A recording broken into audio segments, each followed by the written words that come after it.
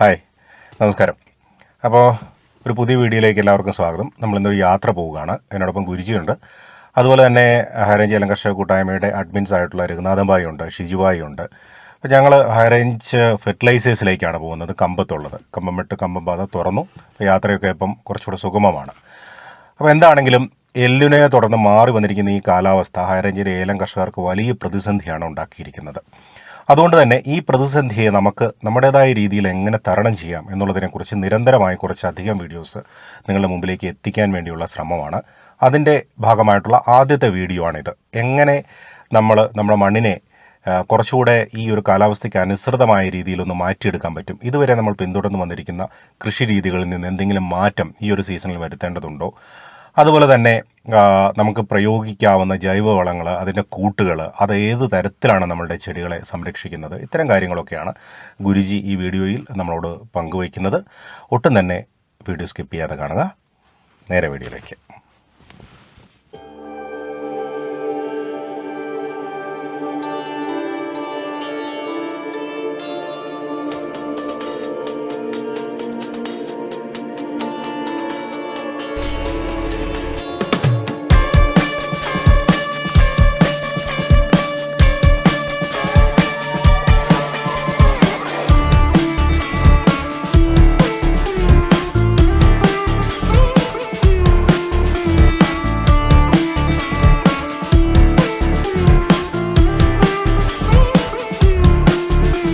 നമ്മളതിനെ ജൈവിക രീതിയിലൂടെ ഒന്ന് പ്രതിരോധിക്കുക എന്നുള്ളതാണ്. മണ്ണിൽ നല്ലപോലെ ജൈവാംശം കൊടുക്കുക, ഈ എല്ലുപൊടി പിണ്ണാക്ക് പോലത്തെ സാധനങ്ങൾ. അപ്പോൾ ഇല വഴി കിട്ടേണ്ട ന്യൂട്രിയൻസുകളും ഒന്നും അത് കിട്ടുന്നില്ല. അത് ഈ ഫിസേറിയം കാരണം തണ്ടിൽ വെച്ച് കട്ടായി പോകുന്നു. അതിൻ്റെ സൈലം ഫ്ലോ എല്ലാം കട്ടായി.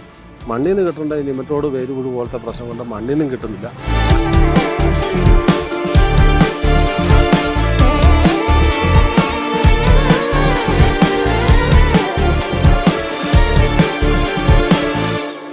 ഓക്കെ, നമ്മൾ കഴിഞ്ഞ കൊല്ലം എല്ലാവരെയും നമ്മൾ ഇടുന്ന വളപ്രയോഗ രീതികളെക്കുറിച്ച് നമ്മൾ പറഞ്ഞു വന്നപ്പോഴത്തേക്കും ഈ ജൈവവളം മണ്ണിൽ കൊടുക്കേണ്ടതിൻ്റെ ആവശ്യകതയെക്കുറിച്ചും എല്ലാം പറഞ്ഞു വന്നപ്പം നമ്മളിവിടെ വന്ന് ലൈവായിട്ട് വേപ്പും പിണ്ണാക്കും, മരോട്ടി പിണ്ണാക്കും, പൊങ്ങും പിണ്ണാക്കും, കടലപ്പിണ്ണാക്കും എല്ലാം കൂടി അരച്ച് നമ്മൾ എല്ലുപൊടി എല്ലാം കൂടി ചേർത്ത്, അതിൻ്റെ കൂടെ രാസവളം വേണ്ടവർക്ക് അതുകൂടിയൊക്കെ ചേർത്തും, ഈ ഹ്യൂമിക് സീവീഡ്, അമിനോ ഫൾവിക്ക് അങ്ങനത്തെ സാധനം വേണ്ടവർക്ക് അത് ചേർത്തും എല്ലാം അരച്ച് കൊണ്ടുപോകുന്ന ആ ഒരു വളം കൂട്ടിനെക്കുറിച്ച് നമ്മൾ കഴിഞ്ഞ പ്രാവശ്യം വന്നിവിടെ വീഡിയോ എടുത്ത് കാണിച്ചു കൊടുത്ത് അതേ പ്രോസസ്സിങ് ഈ വർഷം ചെയ്യാനായിട്ട് കുറച്ച് ഉണ്ടാക്കിക്കൊണ്ട് പോകാനായിട്ട് ഞാനും നമ്മുടെ സുഹൃത്തുക്കളും കൂടി വന്നതാണ്.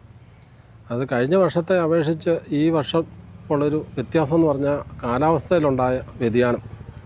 ഇനി വരും വർഷങ്ങളിലും നമുക്ക് ഇത് തരണം ചെയ്ത് തന്നെ പോകേണ്ടതായിട്ടുണ്ട്. അപ്പം മണ്ണിൽ എത്രമാത്രം ജൈവാംശം മണ്ണിൽ വേണം എന്നുള്ളതിനെക്കുറിച്ച് കഴിഞ്ഞ വർഷത്തെക്കാട്ടിലും ഉപരിയായിട്ട് ഈ വർഷം ഒന്നാമത് വേരിന് ഉണ്ടാകുന്ന നിമറ്റോഡ്, വേരുപുഴു പോലത്തെ പ്രശ്നങ്ങൾ ജൂലൈ മാസത്തിൽ പോലും ലൈവായിട്ട് നിൽക്കുന്ന ഒരു സമയമാണ്.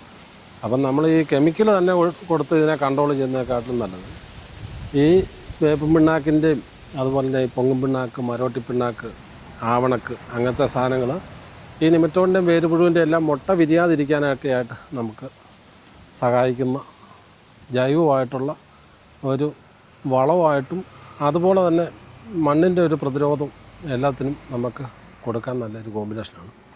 അതിപ്പോൾ മഴയും ശകലം കുറവാണ്, കൊടുത്തിട്ട് അതിലൂടെ ശകലം രാസവളം എല്ലാം കൂടി കൂട്ടി മിക്സ് ചെയ്തിട്ടിട്ട് നന കൊടുക്കണം. അല്ലെങ്കിൽ ശകലം വെയിറ്റ് ചെയ്ത് രണ്ട് മഴ പെയ്ത് നിൽക്കുന്ന സമയത്ത് നമ്മൾ മണ്ണിൽ അപ്ലൈ ചെയ്യേണ്ടതായിട്ടുണ്ട്.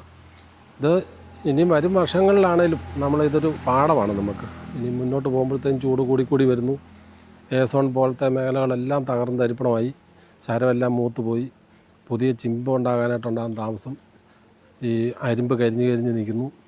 ഏതൊക്കെ സൈസ് മരുന്നുകൾ ഇപ്പോൾ ഏതായാലും ഒരാളുടെ അടുത്തുനിന്ന് മരുന്നോ വളവോ മേടിച്ച് ചെയ്തിട്ട് ഉണ്ടാകുന്ന പ്രശ്നമാണെങ്കിൽ ആ ഒരാൾക്കല്ലേ കാണേണ്ടതായിട്ടുള്ളൂ. ഇത് ഈ ഓൾ ഓവർ ഇടുക്കി മൊത്തത്തിൽ ഒരു ഈ ക്ലൈമറ്റ് ചേഞ്ച് ബാധിച്ചിട്ടുണ്ട്. അതിനകത്ത് ശകലം വ്യത്യാസം ഈ ശാന്തംപോറ പോലത്തെ സ്ഥലങ്ങളും അതുപോലെ തന്നെ നമ്മുടെ മൂന്നാർ പോലത്തെ ശകലം ഹൈറ്റ് കൂടിയ സ്ഥലങ്ങളിലും കല്ലാറ്, പീച്ചാട് പോലത്തെ സ്ഥലങ്ങളിലൊക്കെ ശകലം വ്യത്യാസം ഉണ്ടെങ്കിലും ഒരു 100% ഒരു ക്രോപ്പിലോട്ട് ഇല്ല. എന്നാ കാണിച്ചാലും നമുക്കത് ഭയങ്കര ലോസിലോട്ടാണ് പോകുന്നത്. അപ്പം ഈ ഏലച്ചെടി പിടിച്ചു നിർത്തേണ്ടതിൻ്റെ ഒരു ആവശ്യകത, ഏലം ഇപ്പം നമ്മൾ ഈ നിൽക്കുന്ന ചിമ്പും അതിൻ്റെ വളർച്ചയും നിൽക്കുന്ന കായ് മാത്രം നോക്കിയാൽ പോരാ, പുതിയ ചിമ്പുകൾ ഡിസംബറൊക്കെ ആകുമ്പോഴത്തേക്കും കയറ്റി നിർത്തേണ്ട ഒരാവശ്യകതയും കൂടിയുണ്ട്. പുതിയ ചിമ്പ്, പുതിയ വേരും ഉണ്ടെങ്കിൽ ശകലം കൂടി വെയിലിനെ പ്രതിരോധിച്ച് പിടിച്ച് നിൽക്കും. അതേ സമയത്ത് നമ്മൾ ഡിസംബറിൽ ചിമ്പ് മുട്ടി വരുന്ന രീതിയിൽ അന്നേരത്തേക്കും ചെയ്തുകൊണ്ടിരുന്നു കഴിഞ്ഞാൽ നമുക്ക് അത് സീസണിൽ ആ ചെടി പിടിച്ചു നിർത്താനായിട്ട് വലിയ ബുദ്ധിമുട്ടായിരിക്കും. ചെടിയുടെ നിലനിൽപ്പ്, പിന്നെ ഷെയ്ഡ് റെഗുലേഷൻ്റെ കാര്യം, ഈ വേര് ക്ലിയർ ചെയ്തുകൊണ്ട് പോകേണ്ട കാര്യം, മണ്ണിൽ ജൈവാംശം കൊടുക്കേണ്ടതിൻ്റെ ഒരു ആവശ്യകത, അതാണ് നമ്മൾ ഇതിനകത്ത് ഏറ്റവും കൂടുതൽ ഊന്നി പറയുന്നത്.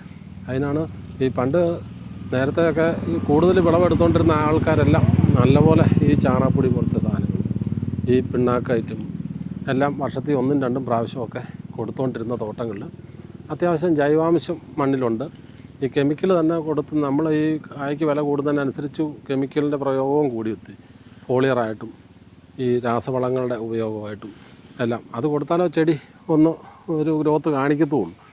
നമുക്കത് അങ്ങനെ ഒറ്റ ഗ്രോത്തല്ല ഇപ്പോൾ വേണ്ടത്. നമുക്ക് പടിപടിയായിട്ട് ചെടിയുടെ ഒരു വളർച്ചയും ഒരു സ്റ്റെബിലൈസായിട്ട് നിൽക്കണമെങ്കിൽ മണ്ണിൽ നല്ലപോലെ ജൈവാംശം വേണം.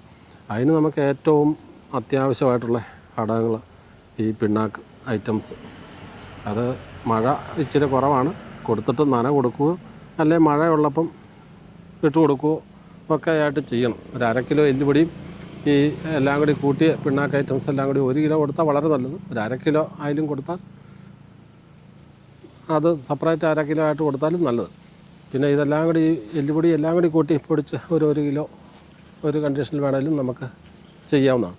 കഴിഞ്ഞ പ്രാവശ്യം ഇത് ഭയങ്കര ഷോർട്ടേജായിരുന്നു, കാലാവസ്ഥ കാരണം ഈ അരിയുടെ ലഭ്യത കുറവുമൊക്കെ ആയിരുന്നു.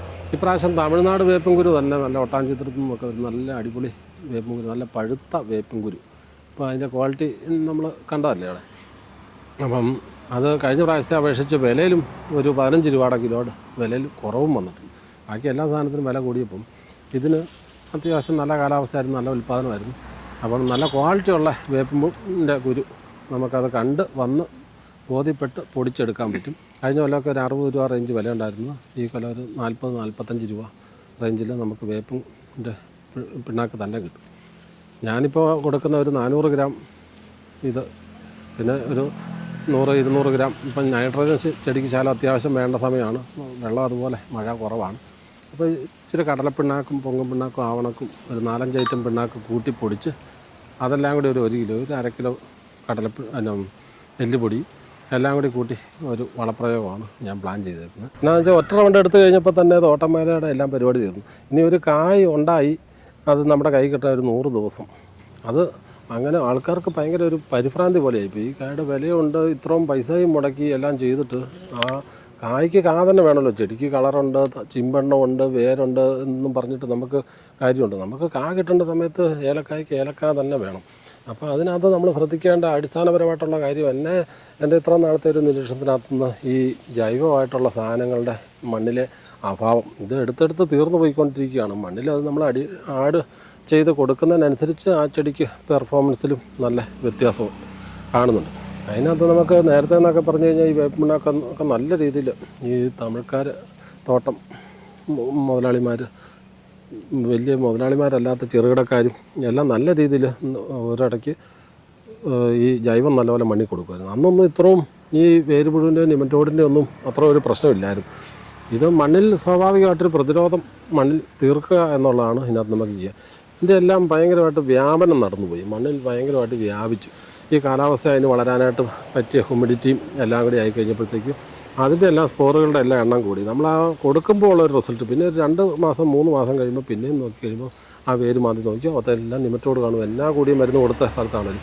നമ്മളതിനെ ജൈവിക രീതിയിലൂടെ ഒന്ന് പ്രതിരോധിക്കുക എന്നുള്ളതാണ്. മണ്ണിൽ നല്ലപോലെ ജൈവാംശം കൊടുക്കുക, ഈ എല്ലുപൊടി പിണ്ണാക്ക് പോലത്തെ സാധനങ്ങൾ, അതുപോലെ തന്നെ ഈ നല്ല ആട്ടുംകാട്ടമൊക്കെ കൾച്ചർ ചെയ്ത്, അതായത് EM ഒക്കെ ഇട്ട് പൊടിച്ച് ഒക്കെ നമ്മൾ ചെടിക്ക് യൂസ് ചെയ്യുവാണെങ്കിൽ നമുക്കത് നല്ല ഒരു റിസൾട്ടായിരിക്കും. കഴിഞ്ഞ കൊല്ലം നമ്മളിവിടെ വന്ന് ഹൈ റേഞ്ച് ഫെർട്ടിലൈസറിൻ്റെ ആണ് നമ്മൾ ഇവിടെ വന്ന് നിന്ന് പൊടിച്ച് ചെയ്യുന്ന ഇതാണ്. നല്ല ഫസ്റ്റ് ക്വാളിറ്റി വേപ്പിൻ്റെ ഒക്കെ കുരുവാണ് ഇപ്പം നമ്മൾ കണ്ടതല്ലേ. അത് അങ്ങനെ പൊടിച്ച് ചെയ്യാം. പിന്നെ ഇതെല്ലാം കൂടി കൂട്ടി നമുക്ക് 10-20 ആയിട്ട് അതിനകത്ത് സിങ്ക്, മഗ്നീഷ്യം, ബോറോൺ, സെക്കൻഡറി ന്യൂട്രൻസും മൈക്രോ ന്യൂട്രൻസും പിന്നെ NPK, എലിക്സർ പോലത്തെ 12, 11, 18 പോലത്തെ സാധനങ്ങളും എല്ലാം ഇതിൻ്റെ കൂടെ തന്നെ നമുക്ക് ഇവിടെ വെച്ച് തന്നെ നമ്മൾ പറയുന്ന ക്വാണ്ടിറ്റി ഒരു ചെടിക്ക് നമ്മൾ ഒരു 12, 11, 18 ഒരു 150 ഗ്രാമാണ് കൊടുക്കാൻ ഉദ്ദേശിക്കുന്നതെങ്കിൽ അതിനകത്ത് അതും കൂടി ചേരുന്ന രീതിയിൽ നമുക്ക് ഇവിടെ വെച്ച് തന്നെ അത് പൊടിച്ചുകൊണ്ട് പോകാൻ പറ്റും.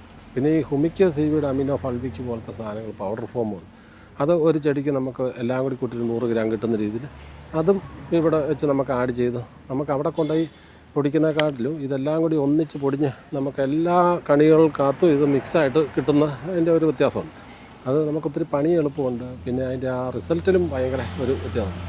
നമ്മൾ ഈ മണ്ണിൽ ഓരോ മണ്ണ് ടെസ്റ്റ് ചെയ്തിട്ടൊക്കെ വളം കൊടുക്കുന്നവരൊക്കെ വളരെ കുറച്ച് ആൾക്കാരേ ഉള്ളൂ. ഇപ്പോൾ നോക്കിക്കഴിഞ്ഞാൽ ഇപ്പം ഈ സമയത്ത് നമ്മൾ നല്ലപോലെ 0 കൂട്ടി, അതായത് 0 നൈട്രജൻ ഇല്ലായിട്ടുള്ള വളങ്ങൾ കൂടുതൽ കൊടുത്തു പോകുന്നൊരു സമയമായിരുന്നു ഈ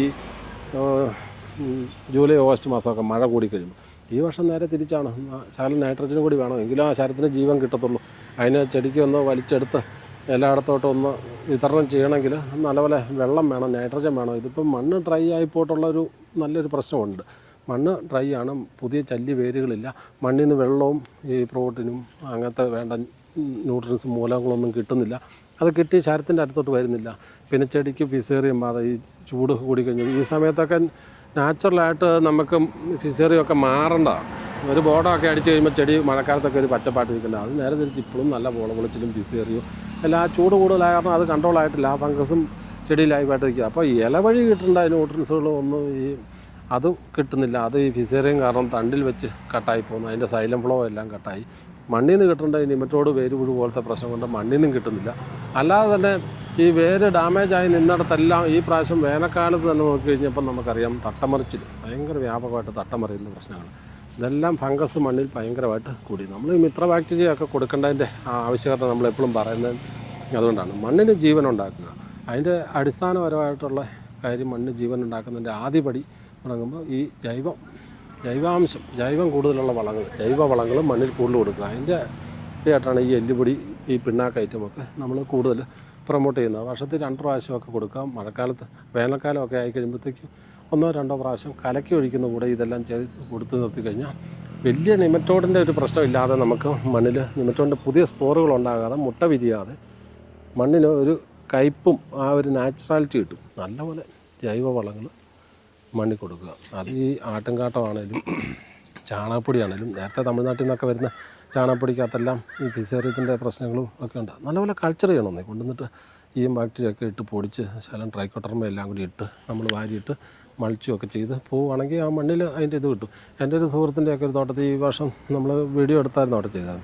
അവർ കോഴിവളം നല്ലപോലെ ഈ കോഴിക്കാട്ടം എല്ലാം കൂടി പൊടിഞ്ഞ് വരുന്ന അതിൻ്റെ ആ കോഴി കൊടുക്കുന്ന തീറ്റ, ആ തവിടും എല്ലാം കൂടി മിക്സായിട്ട് വരുന്ന ഒരു ചെടിക്കൊരു 5-8 കിലോ വെച്ചാണ് ചെടിയുടെ ഇടയിൽ കൂടി ഇങ്ങനെ ഇട്ടേക്കുവാണ്. അത് 2 വർഷമായിട്ട് കണ്ടിന്യൂ ചെയ്ത് കഴിഞ്ഞപ്പോൾ ആ മണ്ണും ചെടിയും ലെവൽ വേറെയായി.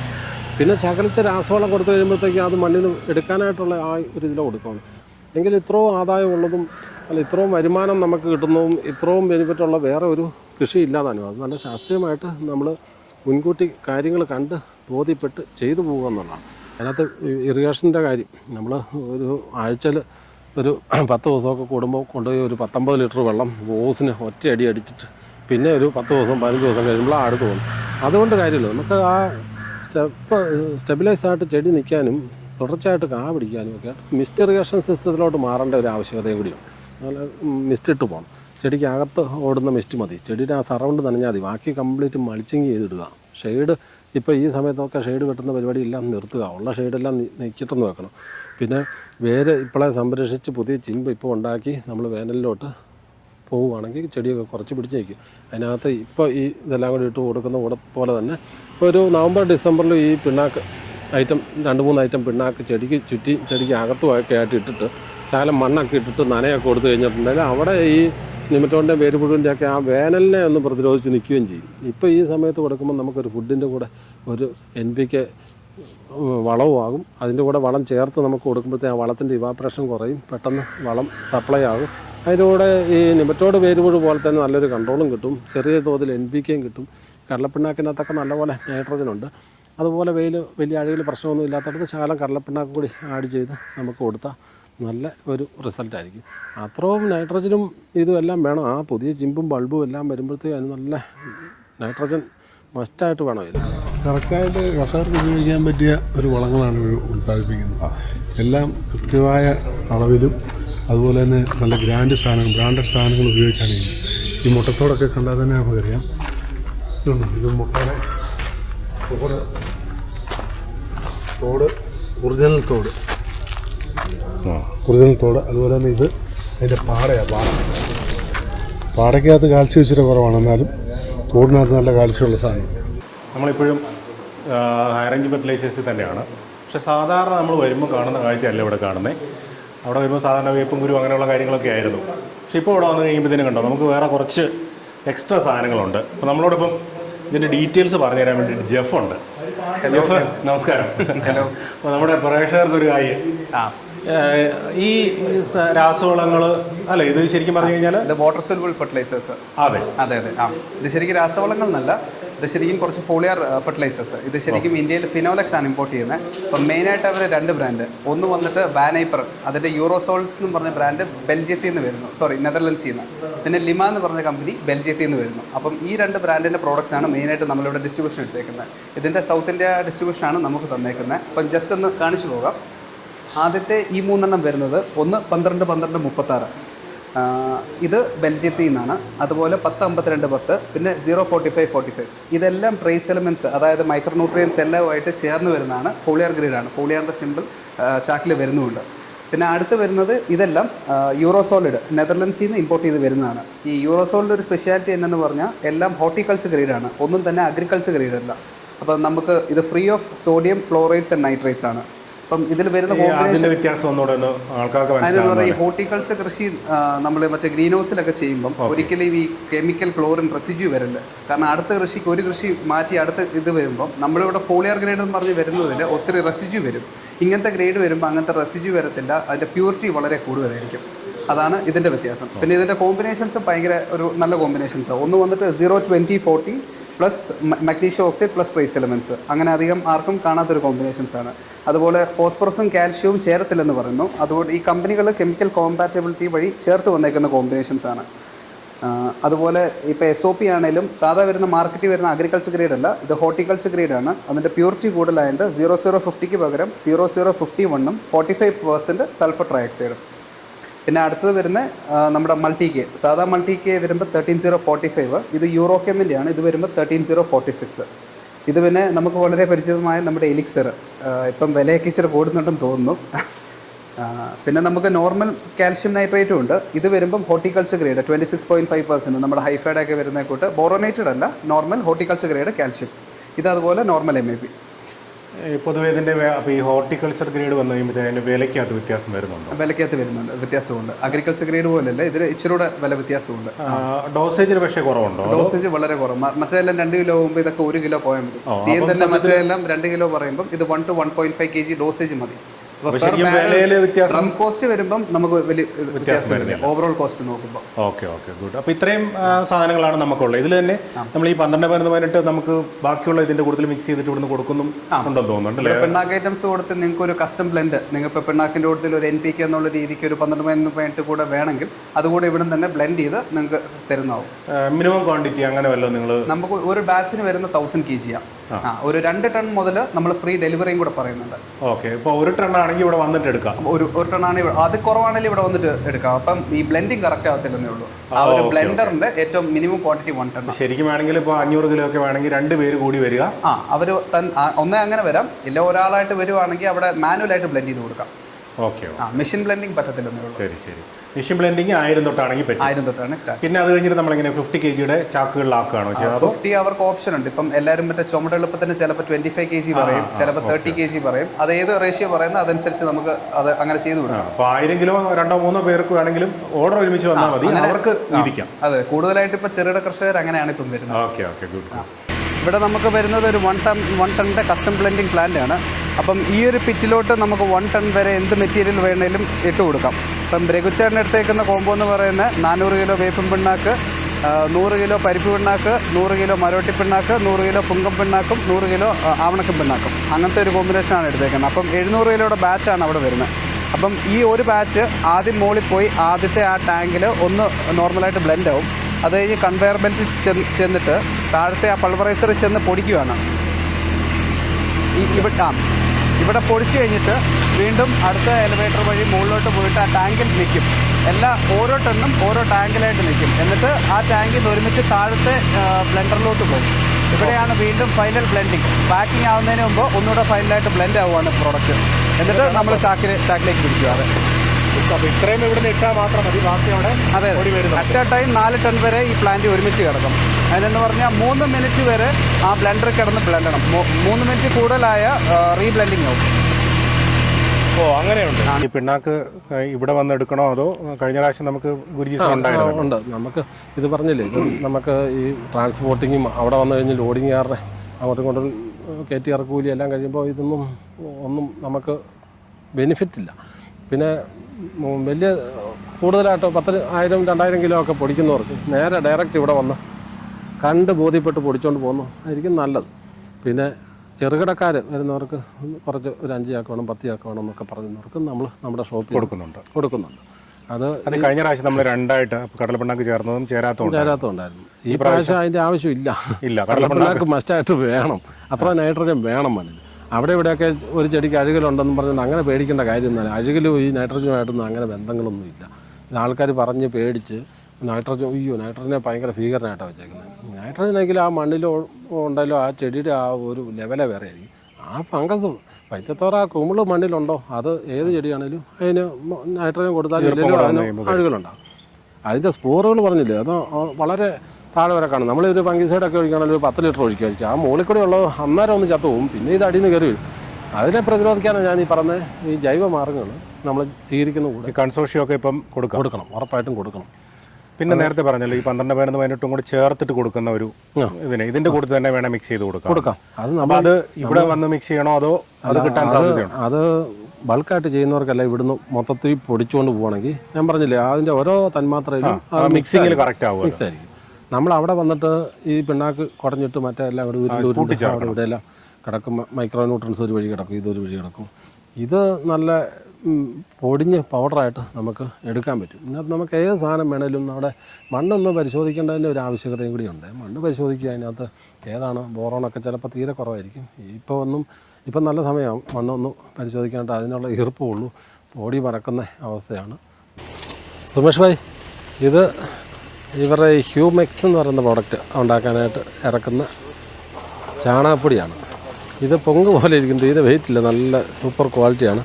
ഇതൊരു ലോഡ് ഒരു 4-4.5 ടണ്ണ് കൂടിപ്പോയാൽ വരും, അത്രേ ഉള്ളൂ. അത്രയ്ക്ക് ഈർപ്പം കുറഞ്ഞ് അതിൻ്റെ ആ കളറ് കാണുമ്പോൾ അറിയാലോ നമുക്കത് പൊങ്ങി ഉരുണ്ട് താഴോട്ട് വരുന്നുണ്ട്. അത് മറ്റേ അതിനകത്ത് കല്ലോ മണ്ണോ ഈ എന്നാ പറയുന്നത്, ഇത് ഈ ഫാമിൽ നിന്ന് നമ്മൾ ശേഖരിക്കുന്ന ചാണകപ്പൊടിയാണിത്.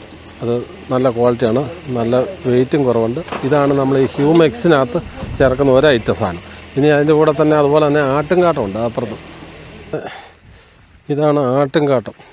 ഇതിങ്ങനെ കൊണ്ടുവന്ന് ഈ വെയിലടിച്ച് ഇതൊരു 6 മാസത്തോളം ഇതിനും JCBക്ക് കയറ്റി ഇളക്കി മറിച്ച് ഇവിടിട്ട് നല്ല ഡ്രൈ ആക്കും. അത് കഴിഞ്ഞ് ഇതിൻ്റെ അപ്പുറത്തോട്ട് മാറ്റിയിട്ട് അത് പിന്നെ ഒരു 6 മാസം അവിടെ കിടക്കും. അത് കഴിഞ്ഞ് നമ്മൾ ആ ഷെഡിനകത്തോട്ട് മാറ്റിയിട്ട് EM ബാക്ടീരിയ അത് അതിനകത്തോട്ട് ആഡ് ചെയ്തിട്ട് ഇത് കംപ്ലീറ്റ് നാച്ചുറലായിട്ടൊന്ന് പൊടിയും. അത് കഴിഞ്ഞിട്ട് ഇതിനകത്തോട്ട് നമ്മൾ NPK കൺസോർഷ്യം NPKയുടെ ബാക്ടീരിയ ഉണ്ട്, അത് ഇടും.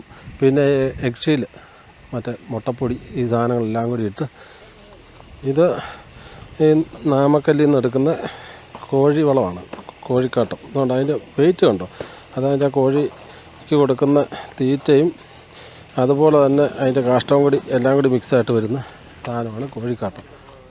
സുമേഷ് ഭായ്, ഇതാണ് ഇതിൻ്റെ ഓർഗാനിക് കാർബൺ കിട്ടുന്ന സാധനം. ഇത് സൂം ചെയ്ത് കാണിച്ച് അസൽ ചിരട്ടക്കരിയാണ്. ഇതുണ്ട് ചിരട്ടയുടെ പീസുകൾ കിടക്കുന്നുണ്ട്. ചിരട്ടക്കരിയും കൂടി അതിനകത്ത് ചേർക്കുന്നതിൻ്റെ കാര്യം ആ റൂട്ട് ഫോമിനേഷനും ആ മണ്ണിലെ ജൈവാംശം നിലനിൽക്കാനും എല്ലാം ഓർഗാനിക് കാർബൺ ചെടിയുടെ ആ ഹരിതകം നിലനിൽക്കാനും എല്ലാം മസ്റ്റായിട്ട് വേണ്ട സാധനമാണ്. ഇതെല്ലാം കൂടി കൂട്ടി നമുക്ക് ഒരു കിലോയ്ക്ക് ഒരു 14 രൂപ റേഞ്ച് വരും. ഒരു 2 കിലോ നമ്മൾ ചെടിക്ക് ഇട്ട് കൊടുത്തിട്ട് മണ്ണിടുന്ന സമയത്തോ അല്ലാതെ ഏത് സമയത്ത് വേണമെങ്കിലും നമുക്കിത് ചെടിയോട് അടുപ്പിച്ച് കൊടുത്തു കഴിഞ്ഞാൽ റൂട്ട് ഇതിനകത്തോട് കയറി പാസ് ചെയ്ത് വെളി വന്നു കഴിയുമ്പോൾ തന്നെ ആ വേര് നല്ല ഒരു ആരോഗ്യമാവും. പിന്നെ നമ്മൾ ഈ മുമ്പ് വീഡിയോക്കകത്ത് നമ്മൾ പറഞ്ഞ പോലെ പിന്നെ ഈ മിത്ര ബാക്ടീരിയകൾ കൊടുക്കുമല്ലേ, ഈ വാം ട്രൈക്കോസ്യൂഡോ അങ്ങനത്തെ സാധനങ്ങളെല്ലാം വളരണമെങ്കിൽ മണ്ണിൽ ഒരു ജൈവാംശം വേണം. അപ്പോൾ ഇത് മസ്റ്റായിട്ടും ഈ ഹ്യൂമെക്സ് അതിന് വേണ്ടി നമുക്ക് കൊടുക്കാൻ നല്ലൊരു ഓപ്ഷനാണ്. അപ്പോൾ നമ്മൾ കഴിഞ്ഞ തവണ വന്ന പോലെയല്ല, ഇത്തവണ കൊടും ചൂടാണ്. തമിഴ്നാട്ടിലും കാലാവസ്ഥ വളരെ സീനായിക്കൊണ്ടിരിക്കുകയാണ്. എന്തായാലും നമ്മൾ ഈ തൽക്കാലം ഈ വീഡിയോ ഇവിടെ അവസാനിപ്പിക്കുകയാണ്. നമുക്ക് അതിന് ഡീറ്റെയിൽഡായിട്ടുള്ള കാര്യങ്ങളെ കുറിച്ച് നമുക്ക് പറഞ്ഞു തന്നിട്ടുണ്ട്. അപ്പം നിങ്ങൾക്ക് താല്പര്യമുണ്ടെങ്കിൽ ബൾക്കായിട്ട് സാധനങ്ങൾ മേടിക്കണമെന്നുണ്ടെങ്കിൽ നേരെ നിങ്ങൾക്ക് ഹൈറേഞ്ച് ഫെർട്ടിലൈസേഴ്സിൽ വരാം. സ്ഥലം വരുന്നത് നേരെ കമ്പമട്ടിയിൽ നിന്ന് ഇറങ്ങി വരുമ്പോഴത്തേനും നമുക്ക് നേരെ പമ്പുണ്ട്. പമ്പിന് തൊട്ട് മുമ്പിലായിട്ട് ഇവിടെ ഒരു ഫാക്ടറി ഉണ്ട്. അത് കൂടാതെ നമ്മുടെ ബൈപ്പാസിലൊരു ഫാക്ടറി ഉണ്ട്. രണ്ടിടത്ത് എവിടെ ചെന്നാലും നിങ്ങൾക്ക് നിങ്ങളുടെ ഇഷ്ടത്തിന് അനുസരിച്ചിട്ട് ഈ വളങ്ങൾ പൊടിച്ചെടുത്തുകൊണ്ട് പോകാൻ പറ്റും. മണ്ണ് പരിശോധിച്ചിട്ട് അതിൻ്റെ റിപ്പോർട്ട് കൊണ്ടു കൊടുത്തു കഴിഞ്ഞാൽ അവർ അതിനനുസരിച്ചിട്ടുള്ള ഒരു ഗൈഡൻസോടുകൂടി നിങ്ങൾക്ക് വളങ്ങൾ തരികയും ചെയ്യും. ഇത്തരം കാര്യങ്ങളാണ് ഇന്നത്തെ ഈ വീഡിയോ പറയാനുള്ളത്. അപ്പം നമുക്കൊരു അടുത്ത വീഡിയോ കാണുന്നവരെ ബൈ.